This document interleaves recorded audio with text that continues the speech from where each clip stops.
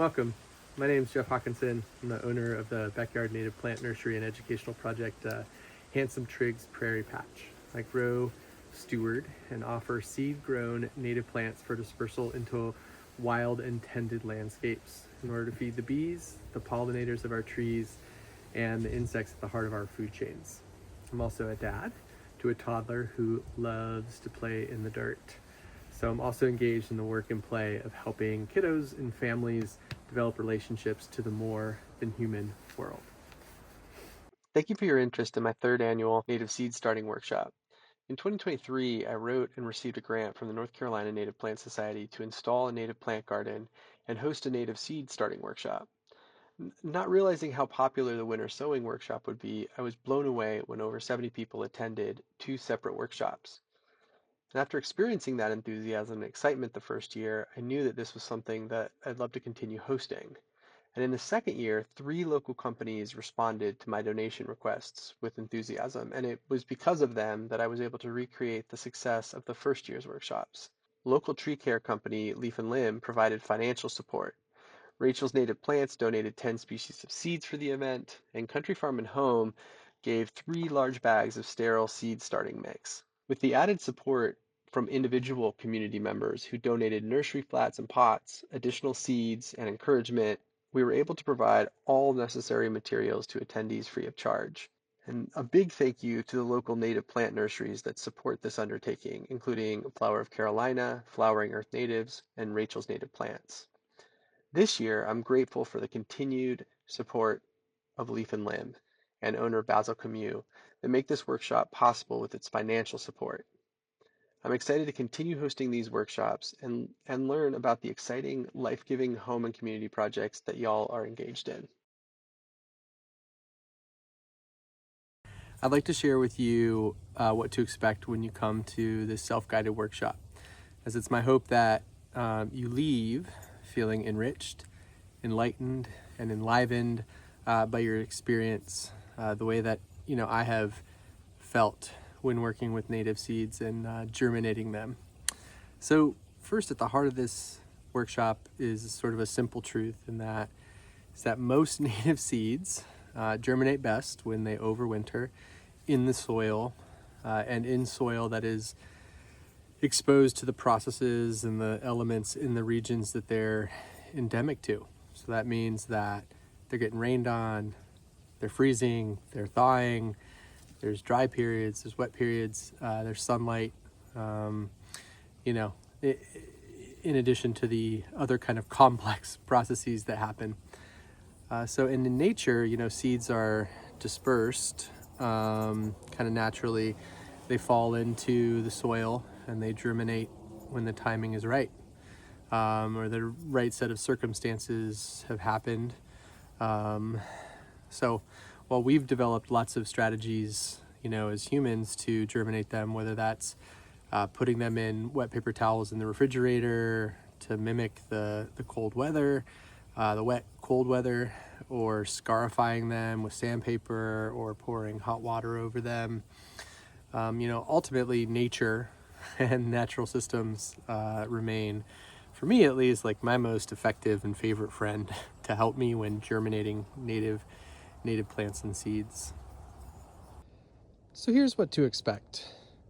First thing you'll do is you'll take as much time as you need to research the seeds that are available to you.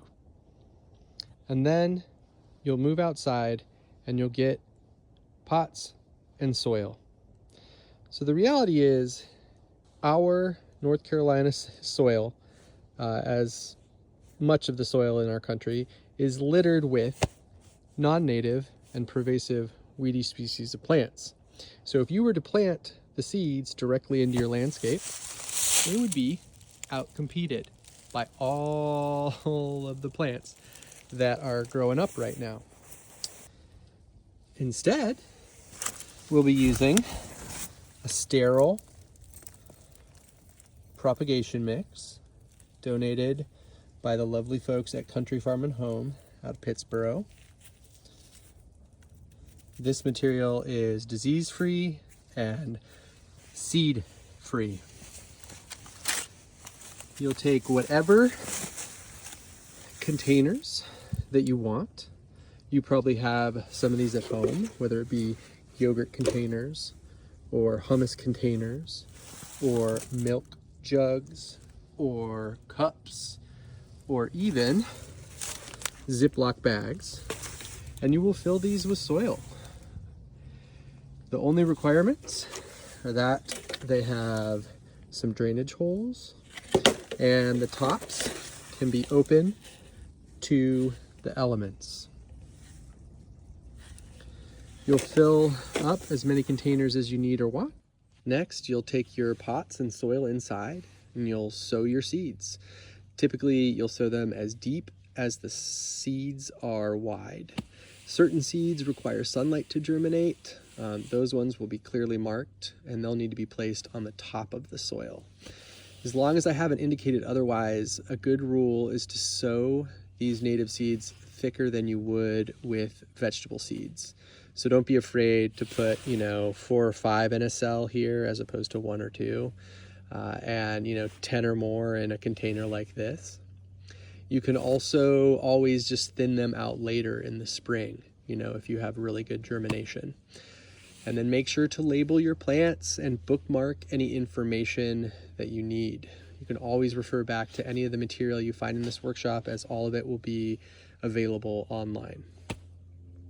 All right, I've got my seeds planted, got them labeled, got them watered in, and I'm headed home.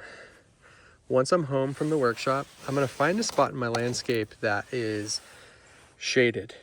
Unless I have a species of seeds that needs sun to germinate, in which case I'm going to find a spot that gets mostly shade but a little bit of sun, and I'm going to put that species there. In both cases, I'm going to find a spot that is open to the elements. I want it to be rained on. I want it to be open to the sky.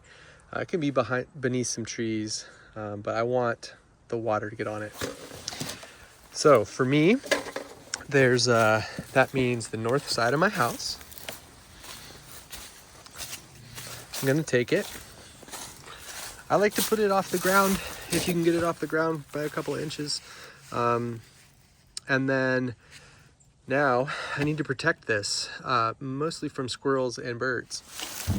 So, excuse me, that could be a milk carton. That could be hardware cloth. That could be shade cloth. All of them would work. If you need some, there will be some extra hardware cloth at the workshop. All right, so the next step is the easiest and the most difficult in my experience, which is to just wait and see what happens in the spring. They could germinate when they're ready. So I like to start checking in March, April, May. You should start seeing some popping up. And once you do, that comes the next kind of big couple of steps. If you're someone who is looking to plant it directly into your landscape, then you'll want to find a spot that suits the needs of the individual plant that you're looking at. And for the first season, and particularly into the summer and kind of late summer, fall, if you're putting it in the landscape, kind of as it gets its first couple of true leaves, then you're going to want to give it as much care as you can afford. So, if you're putting it in an area that gets weeds or non-desirable plants, you're going to want to be able to weed that area. You're going to want to water it a little extra if there's a super particular dry spell and it's a plant that appreciates some water. And if you're open to the wildlife and deers love it, they'll probably find it. So you're going to want to protect it a little bit if that matters to you. Some of you might choose to keep your natives in pots through the spring and summer and into the fall before you plant in a landscape. That's typically what I do, though I tend to mix kind of both methods just to kind of see what happens.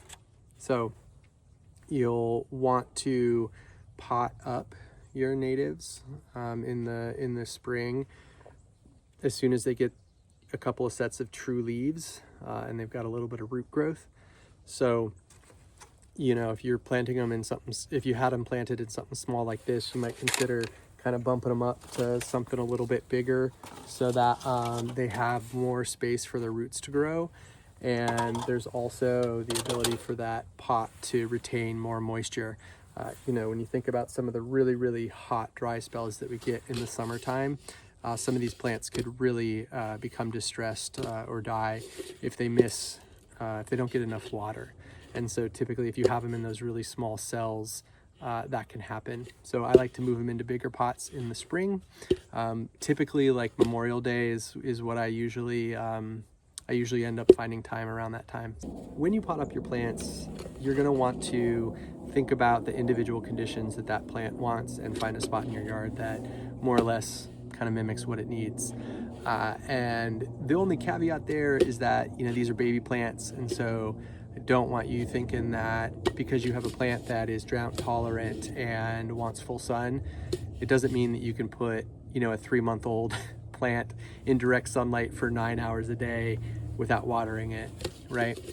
So you'll wanna protect that plant a little bit from the direct sunlight by either putting it in some dappled sun or just maybe some early morning sun, and making sure that it doesn't dry out too much, even though it's drought tolerant when established. And remember that, you know, the information that you're getting on these plants is not about how plants do in pots. The information that you see on all the plant profiles are plants in landscapes, or, you know, and in the world. And so that's when they have, you know, a full kind of soil table to draw from. To help you make decisions on what kind of seeds you'd like to take home, I've curated information from trusted resources, including the North Carolina Extension Gardener Plant Toolbox, Weekly's Flora of the Southeast, Vascular Plant Database of North Carolina, and Prairie Moon Nursery. When you enter the workshop, each seed container will be accompanied by a color slide with plant properties, including height, spacing, bloom color and timing, and wildlife value. You can browse seeds alphabetically. For most species, there will be images of seeds, leaves, and blooms, as well as maps detailing their native range within North Carolina. Alongside individual plant slides, there will be a series of tables that showcase variables that many home and ecological gardeners consider when choosing plants for their landscapes. Height, spacing, water and sun requirements, intolerance, bloom time.